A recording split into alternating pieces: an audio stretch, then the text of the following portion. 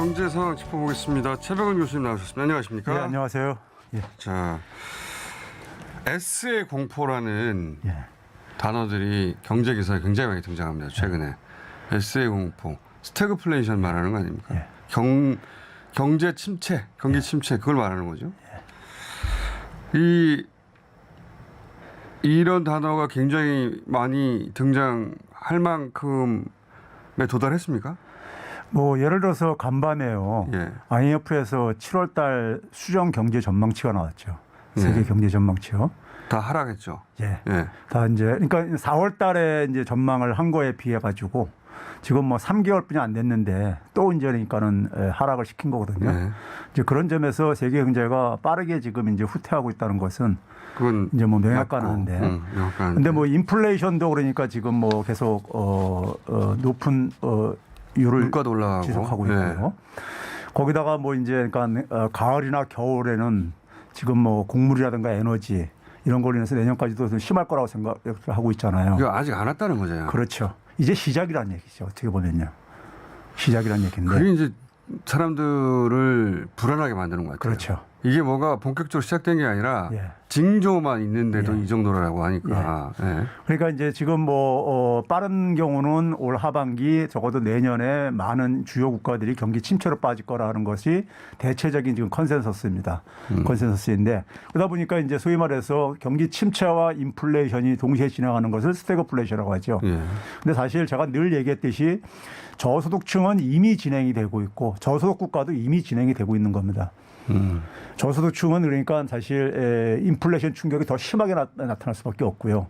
왜 그러냐면 생활비와 관련되어지는 부분들이 특히 더 인플레이션이 높기 때문에 생활비와 관련되는 부분들이요. 네. 그러면서 이제 소득은 이제 그러니까는 심지어 그러니까 후퇴하거나 정체하거나 뭐 이렇게 하다 보니까는 실질 소득이 이제 줄어드는 거죠. 네. 그리고 금리도 올라가니까 가처분 소득은 또 줄어들 게 아닙니까요? 그렇죠. 그렇죠. 그러다 보니까 사실상 이미 저소득층은 진행되고 있는 거라고 볼 수 있는 것이고요. 물가는 올라가고 예. 쓸 돈은 없고 예. 경기는 침체되고 예. 두 개 다 한꺼번에 오는 건데 그런데 저는 이제 제가 주목하는 거는 뭐냐면요. 오늘 이제 좀 말씀드리고 싶은 것은 지난해 이제 그러니까 매년 7월 하반기면은 이제 그러니까 한국은행에서 예. 국민 대차 대조표라는 것을 발표를 합니다. 국민 대차 대조표? 예. 대차 대조표라는 것이 자산과 부채 상태를 경제 주체들의 자산과 부채 상태를 정리한 거예요. 예. 정리한 건데 거기에 보게 되면 국가 전체도 있고 각 경제 주체별로 가계라든가 기업이라든가 이렇게 별로 나눠가지고 이걸 이제 산정을 해가지고 보고를 하고 있습니다. 이게 이제 지난해 것까지 나왔는데 이게 7월 이제 하순에 이제 되게 발표가 됩니다. 발표가 되는데 지난해 주말에 나왔기 때문에 제가 지난주에 소개를 못했는데 이걸 보게 되면 결론부터 얘기하게 되면요. 지금 이제 월가에서 뭐냐면은 올해 이제 금리를 이제 쫙 인상을 했다가 이제 경기 침체가 이제 올 수밖에 없기 때문에 내년에는 금리를 그러니까 다시 내릴 수밖에 없을 것이다. 이런 이제 어떻게 보면 한편에서는 희망상, 한편에서는 그러니까 그런 요청을 계속해서 이제 던지고 있어요. 월가들에서요. 그래서 이제 만약에 이제 금리가 계속 올라오면 주가 계속 떨어지니까. 그렇죠. 그러니까 이제 뭐 월가가 사실 뭐 타격을 받을 수밖에 없다 대충 보니까. 풀어라는 거죠. 어느 그렇죠. 순간에. 다시 가라는 건데 문제는 만약에 이제 인플레이션이 잡히지도 않았는데 금리를 내리게 되면은 과거 70년대 상황을 보게 되면요. 70년대 상황을 보게 되면 조금 경기 침체 빠졌다고 해서 금리 내렸다가 다시 인플레이션이 가면서 이게 그러니까 스탑 앤 고우 방식으로요. 해가 더 악화만 시켰다 이런 이제 그러니까 우리가 경험이 있거든요. 그래서 이제 그런 이제 우려가 한쪽에서는 또 제기가 될 뿐만 아니라 또 한편에서는 설사 이제 인플레이션이 좀 진정된다고 했을 때 이제 저는 이제 우리나라에 미치는 영향인데요. 이 한국은행의 이제 그러니까 국민 대차 대조표를 보게 되면 아까 얘기했듯이 자산하고 이제 그러니까는 부채를 정리한 건데 이거 보면 참 이제 끔찍한 수치가 좀 소개될 수 있는데요. 먼저 보게 되면은 지난 2년간에 돈이 많이 풀린 건 우리가 다 이제 알고 있는 얘기란 말이에요. 전 세계적으로 그렇고. 근데 이제 연간 그러니까 지난 2년 동안에 한 350조씩 통화량이 증가했습니다. 이거는 과거에 비하면 3배 내지 2배가 많은 거예요. 그러니까 굉장히 돈이 많이 풀린 거죠.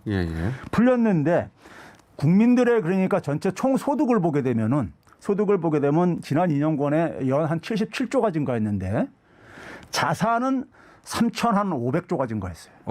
연이요. 그게 그러면 부동산이나 그렇죠.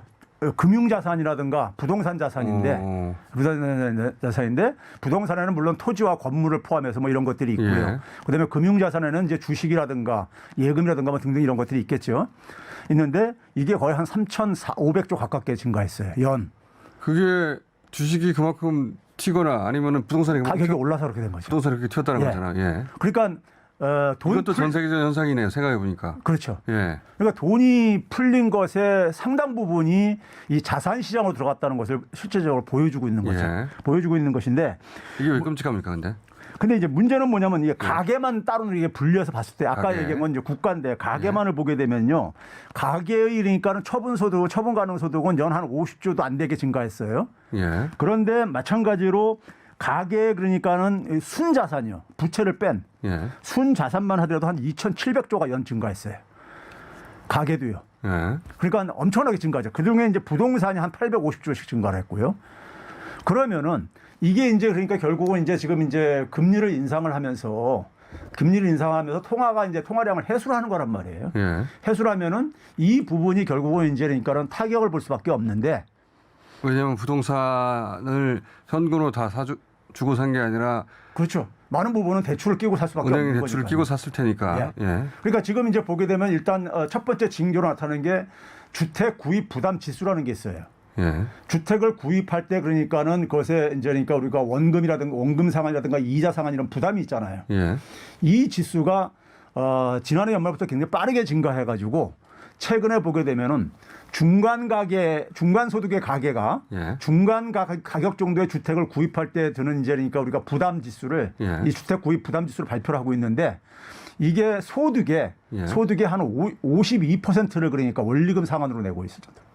지금 현재 서울 같은 경우 보게 되면. 절반을. 예, 그것도 1분기 기준입니다. 1분기에는 그 1분기 이후에 금리를 3번이나 1%포인트 더 올렸단 말이에요. 이게 계속 올라가겠네요. 예, 그렇죠. 이게 빠르게 올라가고 있어요. 그러니까 당연히 뭐냐면은 주택에 그러니까 우리가 구입 부담이 늘어나니까는 주택 거래량이 급감을 하고 있죠. 그 자기가 버는 돈의 절반 이상 대부분을 그냥 이자 내는 데 쓰고 있고. 그렇죠.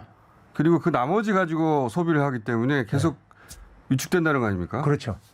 그러다 보니까는 내용이 좀 어렵네. 계속 따라가고 있긴 한데. 예. 그러다 보니까는 이제 주택 거래량도 굉장히 빠르게 위축되고 있죠. 이거 뭐 IMF 때보다 더 줄었다고 하던데. 6월 달 보게 되면 서울의 아파트 거래량이 지난 1년 전에 비해서 21% 수준에 불과합니다. 그러니까 한 달 거래량이 1,000 이하로 떨어졌다고 하더라고요. 그렇죠. 예. 떨어졌습니다. 그러니까 이게 뭐 떨어졌는데 경기도만 해도 30% 수준으로 떨어졌고 굉장히 많이 빠르게 떨어지고 있죠. 그러니까 당연히 뭐냐면 가격이 하락할 게 아닙니까? 당연히 하락하겠죠. 가격이 하락한다는 얘기는 자산 가치가 줄어든다는 얘기를 의미하는 거예요. 그렇죠. 자산 가치가 줄어드는데 부채는 같이 줄어들지 않잖아요. 부채는 지금 늘고 있잖아요. 아니, 빚은 그러니까 안 줄어주잖아요. 가격이 떨어졌다고 부담은 해가지고. 증가하고 있잖아요. 예, 그렇죠. 그러면 결국은 뭐냐면은 부채를 상환하기 위해서 가계가 그러니까는 소득을 가지고 그러니까 부채를 상환하는 데 쓸 수밖에 없거나 아니면은 자산을 매각하거나 이럴 수밖에 없는 거잖아요. 일본이 그걸 겪은 거 아닙니까? 그렇죠. 그게 이제 소위 말해서 그렇게 되다 보면은 잃어버린 10년, 20년, 30년째인데 지금. 그렇죠. 그러니까 이제 그런 상황이 되면 이제 소비가 위축되게 되고 소비가 위축되게 되면 기업이 이제 그러니까 투자가 줄어들고 고용이 줄어들고 그렇게 되죠. 네. 그러면서 이제 뭐냐면 실업이 증가하면 이게 악순환이 된 게 그러면서 이제 뭐냐면 오히려 소비가 줄어드니까 물가까지 하락하는 디플레이션 생기는 이걸 가지고 이제 우리가 흔히 부채 디플레이션이라고 그래요. 근데 이 일본이 딱 이 모델이죠. 그렇죠. 일본이 90대 초에 금리가 그러니까는 6%까지 올라갔다가 부동산 시장, 자산 시장이 붕괴되니까는 금리를 0.5%가 내렸는데도 불구하고 그런 현상이 왔어요. 그래서 일본은 지금 20몇 년째 급여가 안 올라가잖아요. 그렇죠. 그렇게 해서 버티는 사회를 만들어 버렸죠. 그렇죠. 네. 그런 위험이 있다 지금 우리가. 그렇죠. 그런데 이제 제가 이제 그래서 이제 그거를 대차대조표를 가지고 추정을 해봤어요. 예. 추정을 해봤는데 우리나라 같은 경우 그러니까는 가게들의 그러니까는 부동산만 보더라도 그러니까 팬데믹 이전 수준으로 그러니까 우리가 주택 가격의 상승세가 있을 게 아닙니까요? 예. 그 세가 유지가 되는 이건 비현실적인데 사실은 예. 하더라도 한 1,270조 원 정도가 부동산에서 자산 가치 하락이 예상되죠. 이건 그러니까 사실 굉장히 충격이 거의 없을 때 사실 얘기인 것이고 충격이 있을 때는 이게 그러니까 한 2,270조까지 그러니까 하락이. 문제는 뭔지 알았습니다. 그러면 최근에 이제 정부가 여러 가지 세제 개편안을 내놨잖아요. 예. 부동산 관련해서도 종부세를 감면하는 그런 법인세를 감면하건 그리고 이게 경제 대책이라고 내놓은 거거든요. 이게 사실은 이게 지금 경제 대책이 말씀하신 우려를 해결할 수 있는 겁니까? 우리가 그 피커티라는 학자가 있죠. 유명한 사람입니다. 예. 그 21세기 자본이라는 책을 써가지고요. 그러니까 이 사람이 얘기하는 게 주로 이제 그러니까 그 자산 불평등이 불평등을 주도하고 있다 해가지고 만든 개념 중에 이 개념은 사실 새로운 개념은 아닌데 소득 대비 자산의 비중을 가지고 봤을 때 보게 되면은 자산 가치 증가 속도가 굉장히 빠르다 이거죠. 자산은 근데 대개 소수가 독점하고 있다 이거죠. 그렇겠죠. 그래서 이제 그걸 보는데 우리나라 같은 경우도 보게 되면은 이 피커티 개수를 추정을 할 수 있는데 일종의 불평등 지수네요. 불평등 지수죠. 얼마나 빠르게 불평등이 진행하는가 볼 수 있는데 이게 우리나라 보게 되면 장기적으로 한 9대였었는데 값이 9요. 9대였었는데 지난해 10위까지 증가했어요. 아, 그 인덱스 값이? 그게 어느 정도 되는 겁니까? 그러니까 이거는 그러니까 거의 그러니까는 금융위기 터졌던 나라들보다 다 높은 수준이에요. 이미요. 그러니까 자산 양극화가 엄청나게 그렇죠. 최근 2년간 진행됐다. 자산 가치가 굉장히 빠르게 증가했다는 얘기죠.